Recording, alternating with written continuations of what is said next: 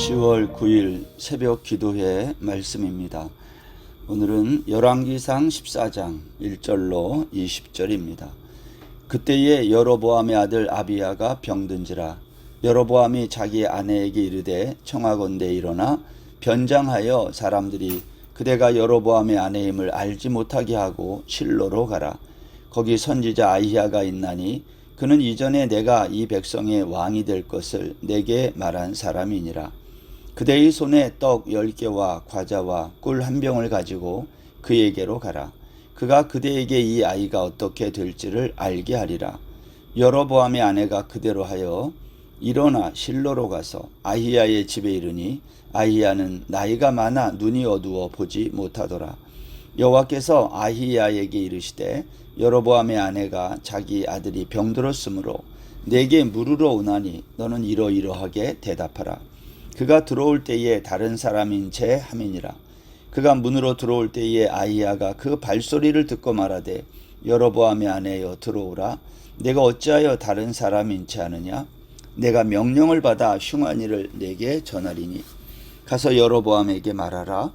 이스라엘의 하나님 여호와의 말씀이 내가 너를 백성 중에서 들어 내 백성 이스라엘의 주권자가 되게 하고 나라를 다윗의 집에서 찢어내어 내게 주었거늘 너는 내 종 다윗이 내 명령을 지켜 전심으로 나를 따르며 나 보기에 정직한 일만 행하였음과 같지 아니하고 내 이전 사람들보다 더 악을 행하고 가서 너를 위하여 다른 신을 만들며 우상을 부어 만들어 나를 노엽게 하고 나를 내 등 뒤에 버렸도다. 그러므로 내가 여로보암의 집에 재앙을 내려 여로보암에게 속한 산에는 이스라엘 가운데 매인자나 노인자나 다 끊어버리되 거름더미를 쓸어버린 같이 여로보암의 집을 말갛게 쓸어버릴지라. 여로보암에게 속한 자가 성읍에서 죽은즉 개가 먹고 들에서 죽은즉 공중의 새가 먹으리니 이는 여호와께서 말씀하셨음이니라 하셨나니 너는 일어나 네 집으로 가라. 내 발이 성읍에 들어갈 때에 그 아이가 죽을지라. 온 이스라엘이 그를 위하여 슬퍼하며 장사하려니와 여로보암에게 속한 자는 오직 이 아이만 묘실에 들어가리니 이는 여로보암의 집 가운데에서 그가 이스라엘의 하나님 여호와를 향하여 선한 뜻을 품었음이니라.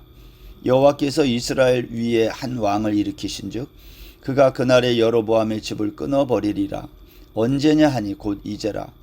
여호와께서 이스라엘을 쳐서 물에서 흔들리는 갈대같이 되게 하시고 이스라엘을 그의 조상들에게 주신 이 좋은 땅에서 뽑아 그들을 강 너머로 흩으시리니 그들이 아세라 상을 만들어 여호와를 진노하게 하였음이니라. 여호와께서 여로보암의 죄로 말미암아 이스라엘을 버리시리니 이는 그도 범죄하고 이스라엘로 범죄하게 하였음이니라 하니라. 여로보암의 아내가 일어나 디르사로 돌아가서 집 문지방에 이를 때에 그 아이가 죽은지라. 온 이스라엘이 그를 장사하고 그를 위하여 슬퍼하니 여호와께서 그의 종 선지자 아히야를 통하여 하신 말씀과 같이 되었더라. 여로보암의 그 남은 행적 곧 그가 어떻게 싸웠는지와 어떻게 다스렸는지는 이스라엘 왕 역대 지략에 기록되니라. 여로보암이 왕이 된 지 22년이라. 그가 그의 조상들과 함께 잠에 그의 아들 나답이 대신하여 왕이 되니라. 아멘. 오늘 열왕기상 14장 1장의 시작을 보면 1절의 시작을 보면 그때에 여로보암의 아들 아비야가 병든지라 이렇게 시작합니다. 이 그때라는 말은요 13장의 마지막 부분의 내용에 그러한 일이 일어날 때를 말합니다. 13장 마지막 절에 보면 여로보암이 이 일 후에도 그의 악한 길에서 떠나 돌이키지 아니하고 다시 일반 백성을 산당의 제사장으로 삼되 누구든지 자원하면 그 사람을 산당의 제사장으로 삼았으므로 이 일이 여로보암 집의 죄가 되어 그 집이 땅 위에서 끊어져 멸망하게 되니라 이렇게 마쳤거든요. 그래서 14장에 와서 그때라는 말은 여로보암이 이렇게 죄를 계속 짓고 결국 그것 때문에 여로보암의 집이 망하여 갈 그때를 말해요. 여로보암의 마지막은 어떻게 마치는가? 오늘 열왕기상 14장은 그 대박을 만난 인생, 여로보암의 최후가 어떻게 맞춰지는지를 우리에게 말하고 있습니다. 여로보암의 최후는 그의 아들 아비야가 병든 사건으로 시작되는 것이죠. 그런데 오늘 본문 13절에 보면 이 여로보암의 아들 아비야에 대해서 뭐라고 말했냐면 13절 보면 온 이스라엘이 그를 위하여 슬퍼하며 장사하려니와 여로보암에게 속한 자는 오직 이 아이만 묘실에 들어가리니 이는 여로보암의 집 가운데에서 그가 이스라엘의 하나님 여호와를 향하여 선한 뜻을 품었음이니라 그랬어요. 성경은 여로보암의 아들 아비야를 가리켜 여호와를 향하여 선한 뜻을 품은 아들이라 괜찮은 아들이었다는 거예요. 그런데 이 아들이 병이 들었습니다.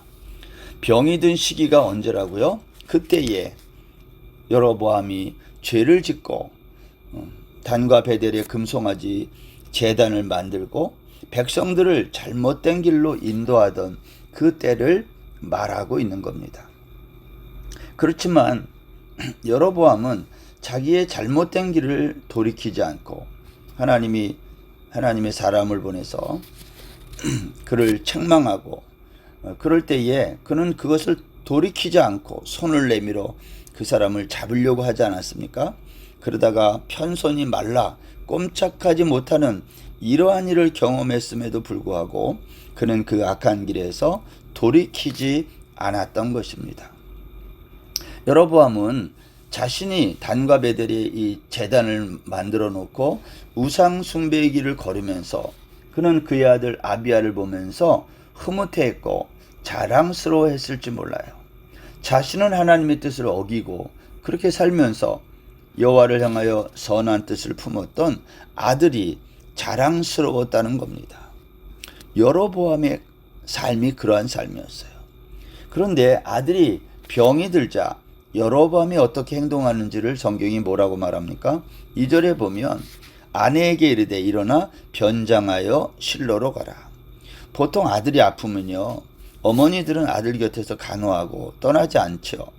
혹시 떠나야 할 일이 있으면 아버지나 다른 가족들이 하는 게 보통이죠. 그런데 여로보암의 집은요 아들이 병들자 아버지가 어머니에게 아들 곁을 떠나 실로를 다녀오라고 명하는 거예요. 뿐만 아니라 모습을 알아보지 못하게 왕의 가족이라는 것을 알아보지 못하도록 변장을 하고 다녀오라는 겁니다. 여로보암은 아내에게 아히야 선지자에게 가면서 떡 10개, 과자, 꿀 1병을 가지고 가라고 말했어요. 이제 고대인들은 질병이나 위기를 만나면 예언자들을 찾아가서 뜻을 묻곤 했거든요. 그때 적당한 선물을 가지고 갔던 것입니다. 여로보암은 아내를 변장시켜서 왕실에서 온 사람처럼 보이지 않도록 선물도 평범한 것으로 보낸 것으로 보입니다. 그리고 그는 아들의 질병이 어떻게 될 건지 그 경과를 알고 싶었던 겁니다. 아마 여로보암은 자신이 과거에 이스라엘 10지파를 다스리는 왕이 된다는 예언을 아히야 선지자에게 들었거든요. 그것처럼 좋은 소식을 듣고 싶었는지 몰라요. 그런데 여로보암의 아내가 실로에 가서 아히야 선지자로부터 들은 소식은 불길한 소식이었어요. 첫 번째, 아들이 죽는다. 두 번째 소식은 여로보암의 집을 끊어버린다는 거예요. 세 번째는 이스라엘을 버리신다는 거예요. 그리고 이 모든 이유가 여로보암 자신의 죄 때문이라는 겁니다. 희망을 가지고 아내를 아히야 선지자에게 보냈지만 아내가 가지고 온 소식은 절망적인 소식이었어요. 디르사에서 아이가 병들었을 때에 여로보암의 집은요 아직 희망이 있었어요. 왜냐하면 좋은 소식을 주었던 아히야 선지자가 디르사에서 그리 멀지 않은 실로에 아직 살아있었고 여로보암의 아들도 특별히 징벌을 받을 만한 잘못한 게 없었기 때문입니다. 여로보암의 집은 희망적인 분위기 속에서 아내가 돌아오기를 기다렸어요. 그런데 아내는 전혀 생각하지 못한 불길한 소식을 한 꾸러미 가지고 디르사로 돌아온 겁니다. 여로보암은 아내를 변장시켜서 자신이 원하는 정답만을 알고자 했지만 하나님은 실로의 아이야 선지자에게 여로보암의 아내가 변장하여 올 것임을 미리 통지했고, 나이 많아 눈이 어두워 보지 못하는 아이야 선지자에게 변장하여 찾아가게 한 여로보암의 모습은 아주 우스운 꼴이 되고 만 것입니다. 아이야는 변장하여 들어오는 여로보암의 아내에게 내가 어찌하여 변장하여 다른 사람인 체 하느냐 하는 말로 시작했어요. 내가 너로 하여금 이스라엘의 주권자가 되게 하고 내 종 다윗이 내 명령을 전심으로 지킨 것 같이 하지 않고 오히려 더 악을 행하고 우상을 만들어 나를 노엽게 하고 나를 내 등 뒤에 버렸다, 이렇게 책망합니다. 오늘 말씀 그랬죠. 9절에 보면 나를 노엽게 하고 나를 내 등 뒤에 버렸도다. 여러분, 지금 여로보암이 뭘 잘못하고 있는 거죠? 여로보암은 돌이킬 수 있는 기회를 지금 놓치고 있는 거예요. 아들이 질병에 걸렸을 때 아이야 선지자를 생각하는 것은 좋았어요. 거기서 아들의 병이 어떻게 될 것인지에 대해만 관심을 가졌지, 왜 우리 아들이 이렇게 질병에 걸려야 되는지 그런 것에 대해서는 묻지 않았다는 거예요. 여러분, 하나님은 종종 우리에게 현재의 위치에서 돌이킬 수 있는 기회를 주실 때가 있습니다. 그것이 때로는 질병일 수도 있고요, 때로는 사업의 어려움일 수도 있고요, 때로는 가정적인 불화일 수도 있고, 여러 가지 우리의 이 땅에서의 삶에 어려운 난관일 수 있어요. 여로보암에게 이 아들의 질병은요, 하나님께 돌이킬 수 있는 기회였다는 거예요. 만일 여로보암이 아들의 이러한 질병이 자신 때문으로부터 시작됐다는 것을 돌이키고 깨달았다면 그는 아이야 선지자에게 아이의 질병에 대하여 묻지 않고 자신의 잘못된 그 신앙생활, 그것에 대하여 도움을 청했을 것입니다. 저는 이렇게 하는 것이 신앙인의 바른 자세라고 생각합니다. 그런데 여로보암은 그렇게 하지 아니하고 자신의 입장에서 이렇게 생각하고 주장한 것으로 보여요. 이런 거죠. 나는 내 할 일을 다 했어, 이런 거예요. 단과 베델의 제단을 만들어서 백성들이 예배를 드리게 했고, 또 보통 사람이지만 제사장도 세웠고, 임의로 정했지만 날짜 절기도 8월 15일로 정해주지 않았는가. 내가 할 일은 다 했어. 뿐만 아니라 아내를 변장시켜서 보내기는 했지만 나는 아이야 선지자에게 아들의 질병에 대해서 도움도 구했다, 이런 거예요. 이런 말이죠. 이제 내가 무엇을 더 어떻게 해야 돼? 이러한 주장이라는 거예요. 여러분, 우리도 종종 그렇게 할 때 있어요. 내가 뭘 어떻게 더 해야 돼? 여기서 내가 이만큼 하면 잘했지. 그러나 여러분, 여로보암을 가만히 보세요. 그는 단과 베델 제단 뒤에 자신을 숨겼어요. 또 변장한 아내 뒤에 또 숨었어요. 그는 하나님을 직접 만나기를 피하고 제단 뒤에 숨고 변장한 아내 뒤에 숨은 겁니다. 그는 하나님의 도움을 받고 싶었지만 하나님을 만나고 싶지는 않았던 거예요. 하나님은 아이야 선지자를 통해서 말씀하셨어요. 내가 나를 내 등 뒤에 버렸다. 여로보암은 자신의 범죄를 하나님에게 직접 지적받고 싶지 않았던 것입니다. 이런 거예요. 자존심을 지키고 싶었던 거예요. 그래서 자기 대신 아내를 보내고 과거에 좋은 기억이 있는 아이야 선지자의 예언을 듣고 싶어 한 것입니다. 그런데 아이야 선지자는 최악의 예언을 예레미야에게 한 것입니다. 아들이 죽는다. 너는 일어나 내 집으로 가라. 내 발이 성읍에 들어갈 때 그 아이가 죽을지라. 여로보암의 아들이 병에 걸렸을 때 하루 이틀 지났을 때 아이야 선지자에게 보낸 것이 아닙니다. 당시 궁중의술로는 최선을 다했을 것입니다. 근데 차도가 없게 되자 국리 끝에 생각난 사람이 아이야 선지자였던 것이죠. 그만큼 기대도 있었던 것입니다. 그런데 아이야 선지자 입에서 나온 말은 아들이 죽는다, 이런 말을 들었어요. 네 발이 성읍에 들어갈 때에 그 아이가 죽는다. 여러분, 이렇게 말을 들으면, 이 말을 믿었다면 어떻게 해야 맞아요? 아들이 죽지 않기 위해서는 성읍에 들어가면 안 되잖아요. 왜냐하면 돌아가면 죽는다 그랬으니까. 돌아가기 전에 사는 방법을 찾았어야 하는 거예요. 하나님은 아이야 선지자를 통해서 여로보암에게 기회를 주신 거예요. 아들을 살릴 수 있는 기회, 더 정확하게 말하면 돌이킬 수 있는 기회를 준 것입니다. 그러나 여로보암의 아내는 그렇게 하지 않았어요. 17절 말씀해 보세요. 여로보암의 아내가 일어나 디르사로 돌아가서 집 문지방에 이를 때에 그 아이가 죽은지라. 여러분, 죽음은 돌이킬 수 없는 거잖아요. 열왕기서 기자는 돌이킬 기회가 있었음에도 그 기회를 살리지 못한 여로보암, 그리고 그의 아내 이야기를 우리에게 들려주고 있는 거예요.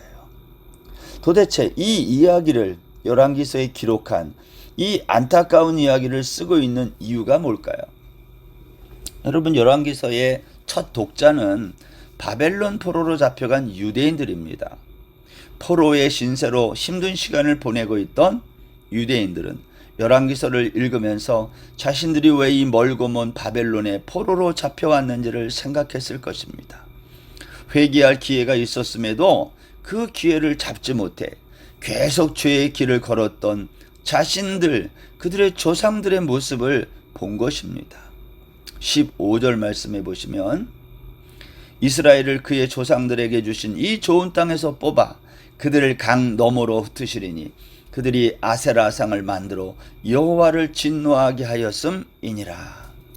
유대인 포로들은요, 자신들이 왜 그리 좋았던 땅에서 뽑혀 강 너머 이곳에 흩어지게 되었는지 그 이유를 열왕기서를 보면서 깨달았을 것입니다. 그러나 이미 기회는 지나간 거예요. 사랑하는 성도 여러분, 하나님이 우리에게 기회를 주실 때가 있습니다. 여러분, 그 기회가 왔을 때, 돌이킬 기회가 있을 때 돌이켜야지. 지나간 다음에 그 기회는 이미 끝나버리고 많은 것입니다. 하나님이 우리에게 이런저런 환경으로, 형편으로 기회를 주실 때 주께로 돌아서는 저와 여러분 다 되시기를 주의 이름으로 축원합니다. 기도하겠습니다. 하나님 아버지, 오늘도 주께서 우리에게 여로보암처럼 기회를 주시는데, 기회가 올 때에 그 기회를 놓치지 않고 죄를 회개하고 돌이켜 주께로 돌아가는 귀한 믿음의 성도들 다 되게 하여 주옵소서. 예수님의 이름으로 기도드립니다. 아멘. 오늘 하루도 평안하세요.